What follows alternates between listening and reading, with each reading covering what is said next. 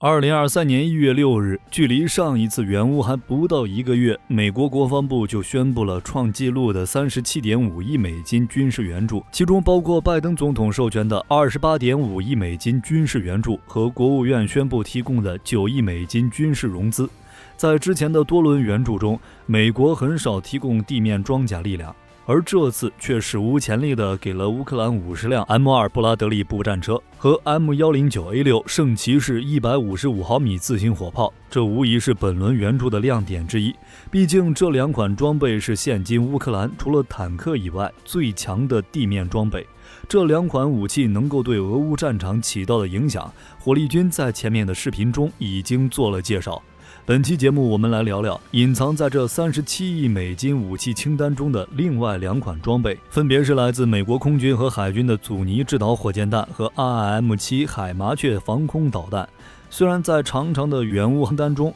他们被 M2 和 M109A6 盖住了锋芒，但其能够对战局起到的作用丝毫不比前两个小。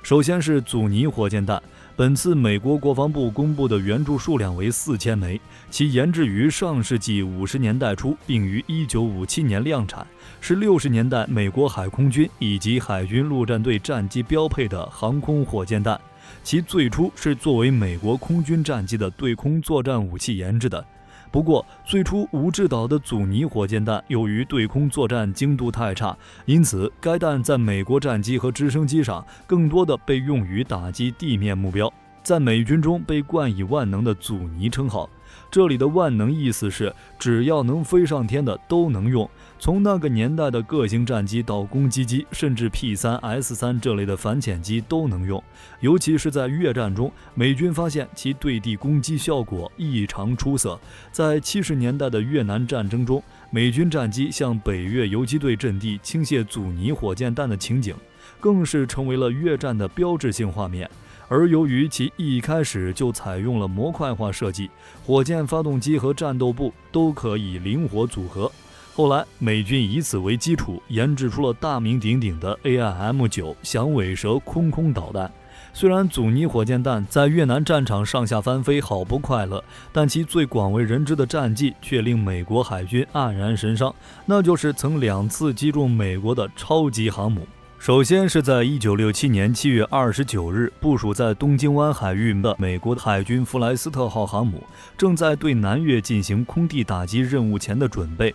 结果甲板上一架 F-4B 鬼怪战机挂载的阻尼火箭弹被意外击发，虽然弹头有保险没被引爆，但却不幸撞上了对面一架 A4 天鹰攻击机的副油箱，随即引发大火和弹药殉爆，弗莱斯特号变成了一片火海。这起事故造成弗莱斯特号上134人丧生，161人受伤，7架 F-4B、11架 A4 和3架 RA-5C 舰载机被大火烧毁。被大火蹂躏后的弗莱斯特号航母立刻撤出战斗，前往菲律宾紧急维修。在经过事后调查才发现，故障原因是造事的那架 F-4 当时正在进行检修，在从外部供电切换到自身供电时发生电涌，从而意外激发了阻尼火箭弹。而当时的地勤人员也违规操作，火箭发射槽的电源接头本是要飞机到达弹射位置后才能和挂架相连，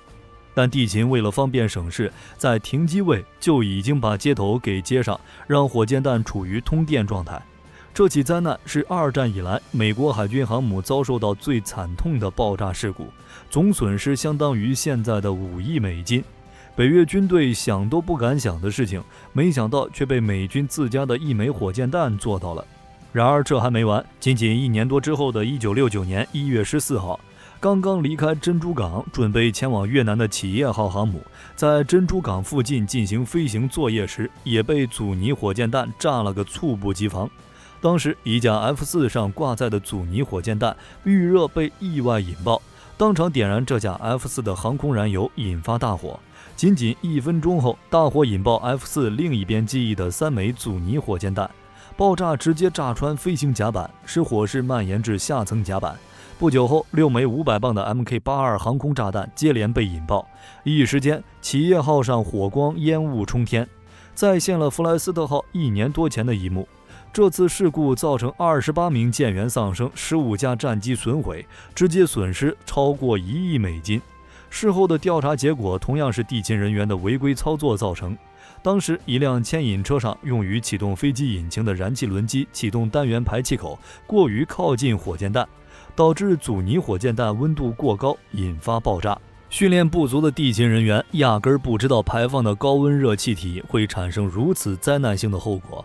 这2起事故的主要原因都是地勤人员的疏忽，因此阻尼火箭弹虽然有着如此耀眼光辉战绩，却并没有使得美军放弃使用。实际上，虽然该款火箭弹目前已经有70岁的高龄，但美军直到现在还在使用中。海军陆战队的 F-18战机在阿富汗打击塔利班时就经常用其练手，所以此次美国向乌军提供4000枚阻尼火箭弹，是希望乌克兰空军能凭借这种历经考验的武器对俄军进行重点打击。其可以凭借反坦克战斗部对俄军的装甲目标进行0至65度角的打击，可以在爆炸点20米范围内击穿防护薄弱的装甲车辆，面对俄军坦克的外挂复合装甲也能轻松击破。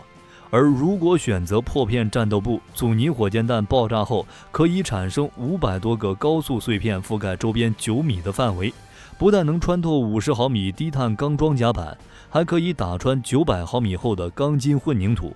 换句话说，只要是阻尼火箭弹瞄准俄军地面目标并发射，那么基本上俄军的地面装甲目标或坚固工事都会遭到灭顶之灾。除了阻尼火箭弹外，另一款弹药就是 IRM-7 海麻雀防空导弹。该型导弹原本是用于军舰防空的舰空导弹，由雷神公司在 AIM-7E 麻雀空空导弹基础上发展而来，属于舰艇上的点防御导弹。虽然其属于近程导弹的范畴，不能像中远程导弹那样为整个舰队提供保护，但点防御导弹的优势是机动性极好，作为军舰的末端拦截手段，能够有效拦截掠海反舰导弹。根据美国国防部的说法，其将被整合到乌军现有的苏制 SA-11山毛榉野战防空导弹系统中。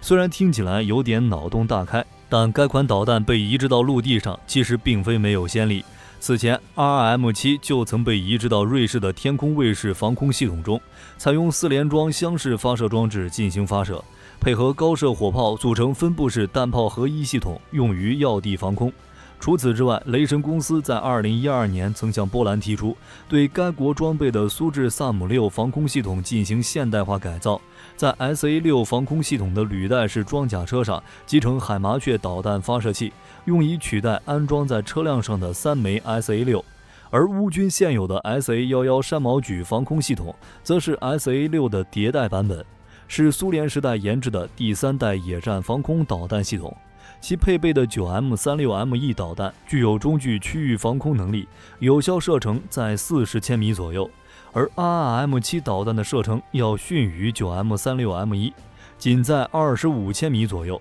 按理说，山毛榉配备海麻雀后，实际作战效果要打折扣，但这也是没办法的事情。随着俄乌战争的不断持续，乌军山毛榉防空系统的导弹也在快速消耗。但乌克兰又不具备生产这种导弹的能力，因此只能打一枚少一枚。而随着导弹的消耗，导弹发射车就变得富裕了。因此，美国提出用 RRM-7 导弹来装在山毛榉导弹发射车上进行作战的设想。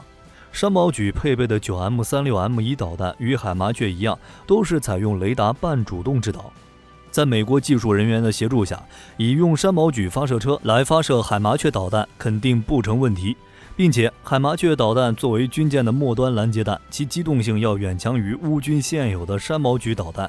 乌军部署后，在应对俄军无人机等小型灵敏目标时，会更加得心应手。好了，这就是本期的全部内容。你们认为阻尼火箭弹和 RRM-7 防空导弹的到来将会对俄军形成多大的威胁？欢迎将看法发表在评论区。我是火力军，我们下期再见。